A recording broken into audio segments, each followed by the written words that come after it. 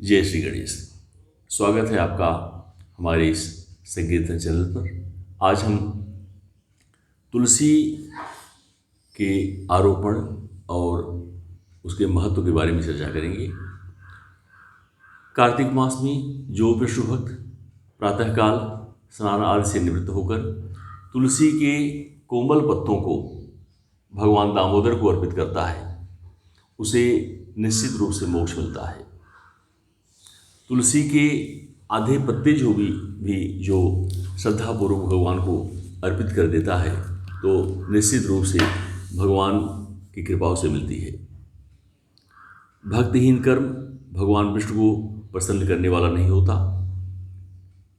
यदि तुलसी के आधे पत्ते से भी भक्तिपूर्वक पूजा की जाए तो भगवान की इतनी बड़ी कृपा होती है। यदि समर्पण भाव हो तो उस आधे पत्ते से भी भगवान विष्णु श्रीहरि भक्त को दर्शन जरूर देते हैं। पूर्व काल में कथा है कि एक विष्णुदत्त नाम का भक्त था जो कि तुलसी के पत्तों से भगवान दामोदर की पूजा किया करता था और समयानुकूल उसे विष्णु का सानिध्य प्राप्त हुआ, उसे मोक्ष हुआ। जबकि राजा चोल जो थे वे स्वर्ण अर्पित करते थे, नाना प्रकार की पूजा करते थे, किंतु समर्पण भाव न होने से उन्हें वह नहीं मिल पाया जो तुलसी दल अर्पित करने से मिलता है। यदि कोई तुलसी संयुक्त जल में स्नान करता है तो भी वह सहस्र पापों का नाश कर देता है। जो लगाने के लिए तुलसी का संग्रह करता है और लगाकर तुलसी का वन तैयार करता है वह उतने से ही पाप हो ब्रह्म भाव को प्राप्त करता है। जिसके इस घर में तुलसी का बगीचा विद्यमान है उसका घर तीर्थ के समान है। वहाँ यमराज के दूत नहीं आते। तुलसी वन सब पापों को नष्ट कर देता है। जो श्रेष्ठ मानव तुलसी का बगीचा लगाते हैं वे यमराज को नहीं देखते। जो मनुष्य तुलसी काष्ठ संयुक्त गंध धारण करता है क्रियामाण पाप उसके शरीर का स्पर्श नहीं करता। जहाँ तुलसी वन की छाया होती है वहाँ पितरों की तृप्ति के लिए श्राद्ध करना चाहिए। जिसके मुख में, कान में, मस्तक पर तुलसी का पत्ता दिखाई देता है उसके ऊपर यमराज दृष्टि नहीं डालते। जो प्रतिदिन आदरपूर्वक तुलसी की महिमा सुनता है वह सब प्रकार के पापों को नष्ट कर देता है और इन सब से मुक्त होकर वह ब्रह्मलोक हो जाता है। पूर्व काल में कश्मीर देश में हरमेधा और सुमेधा नामक जो ब्राह्मण थे जो भगवान विष्णु की भक्ति में संलग्न रहते थे, उनके हृदय में संपूर्ण प्राणियों के प्रति दया थी। वे सब तत्वों का यथार्थ मर्म समझने वाले थे। किसी समय वे दोनों श्रेष्ठ ब्राह्मण तीर्थ यात्रा के लिए निकले और एक सघन घने जंगल वन में उन्होंने एक तुलसी उपवन देखा। तुलसी उपवन देखते ही हरमेधा ने तुलसी उपवन की परिक्रमा करके तुलसी को प्रणाम किया और भक्तिपूर्वक प्रणाम करते देखकर सुमेधा ने तुलसी महात्म्य और फल जानने के लिए बड़ी प्रसन्नता के साथ बार बार पूछा, ब्राह्मण अन्य देवताओं, तीर्थों, व्रतों और मुख्य ब्राह्मण के रहते हुए तुमने तुलसी दल को प्रणाम क्यों किया, तुलसी वन को प्रणाम क्यों किया? सुमेधा ने कहा, सुनो, यहाँ धूप सता रही है इसलिए हम लोग उस बरगद के समीप चलें। उसकी छाया में बैठकर मैं यथार्थ रूप से सब बात बताऊंगा। बरगद के नीचे विश्राम कुछ देर करने के पश्चात हरमेधा ने कहा, विप्रवर, पूर्व काल में दुर्वासा के शाप से जब इंद्र का ऐश्वर्य छिन गया उस समय ब्रह्मा आदि देवताओं और असुरों ने मिलकर क्षीर सागर का मंथन किया। उससे ऐरावत हाथी, कल्पवृक्ष, चंद्रमा, लक्ष्मी, उच्चय सभा घोड़ा, कौस्तुभ मणि तथा धन्वंतरि का रूप भगवान श्रीहरि और दिव्य औषधियाँ प्रकट हुई।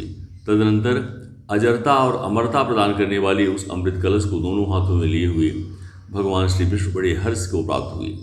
उनके नेत्रों से आनंदाश्रु निकल पड़े और वे आनंदाश्रु जहाँ गिरे वहीं मंडलाकार रूप में तुलसी प्रकट हुई। लक्ष्मी तथा तुलसी को ब्रह्मा आदि देवताओं ने श्रीहरि की सेवा में समर्पित किया और भगवान विष्णु श्रीहरि ने उन्हें ग्रहण किया। श्री विष्णु की अत्यंत प्रिय करने वाली हो गई और संपूर्ण देवता भगवत प्रिया तुलसी की भगवान विष्णु के समान ही पूजा करने लगी। भगवान नारायण संसार के रक्षक और तुलसियों की प्रियतमा हैं, इसलिए मैं उन्हें बार बार प्रणाम करता हूँ। सुमेधा इस प्रकार कह रहे थे कि सूर्य के समान तेजस्वी एक विशाल विमान उनके निकट आता हुआ दिखाई दिया। उन दोनों के आते ही वह बरगद का वृक्ष जिसके नीचे वे कथा कह रहे थे वह गिर पड़ा और उस बरगद के गिरते ही वहाँ दो ब्राह्मण वेशधारी मनार की माला पहने हुए दो दिव्य लोग प्रकट हुए और उन्होंने हरिमेधा और सुमेधा को प्रणाम किया।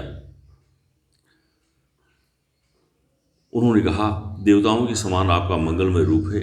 आप नूतन मंदार की माला धारण किए हैं, कोई देवता प्रतीत होते हैं। उन दोनों के इस प्रकार पूछने पर वृक्ष से निकले हुए पुरुष बोले, विप्रों, आप दोनों ही हमारे माता पिता और गुरु हैं, बंधु आदि भी आप हैं। इतना कहकर उनमें जो ज्येष्ठ था वह बताया, मेरा नाम आस्तिक है, मैं देवलोक का निवासी हूँ। एक दिन नंदन वन में एक पर्वत पर क्रीड़ा करने के लिए गया। वहाँ देवांगनाओं ने मेरे साथ इच्छानुसार विहार किया। उस समय युवतियों की मोती और बेला के हार तपस्या करते हुए लोमस ऋषि के ऊपर गिर पड़ी। लोमस ऋषि ने कहा, स्त्रियां तो पराधीन होती हैं, इसमें दोष आस्तिक का है, और उन्होंने मुझे श्राप दिया। काफ़ी अनुनय करने पर उन्होंने श्राप की समय सीमा निश्चित कर दी और यह कहा कि जब कोई ब्राह्मण भगवान विष्णु और तुलसी कथा के कोई प्रसंग सुनाएगा उसी समय तुम्हें मुक्ति मिल जाएगी। इस प्रकार मुनि का शाप पाकर चिरकाल से अत्यंत दुखी हो आस्तिक उस बट वृक्ष पर निवास करता था। दैववश दोनों ब्राह्मणों के दर्शन से उन्हें मुक्ति मिली। दूसरे साथी की कथा सुनिए। ये पहले एक श्रेष्ठ मुनि थे और सदा गुरु की सेवा में लगे रहते थे। एक समय गुरु की आज्ञा का उल्लंघन करके ये ब्रह्म राक्षस भाव को प्राप्त हो गए, किंतु तुलसी दल और भगवान विष्णु के प्रभाव से वे भी ब्रह्म शाप से मुक्त हुए और दोनों ब्राह्मणों की तीर्थ यात्रा का फल तो यहीं साथ दिया। ऐसा कहकर वे दोनों श्रेष्ठ ब्राह्मणों को बार बार प्रणाम करके उनकी आज्ञा ले प्रसन्नतापूर्वक दिव्यधाम गए। तत्पश्चात वे दोनों श्रेष्ठ मुनि परस्पर पुण्यमयी तुलसी की प्रशंसा करते हुए तीर्थयात्रा के लिए चले गए। इसलिए भगवान विष्णु को प्रसन्नता देने वाले इस कार्तिक मास में तुलसी की पूजा अवश्य करनी चाहिए। बोलिए श्रीमन नारायण भगवान की जय। श्री कृष्ण। जय श्री कृष्ण।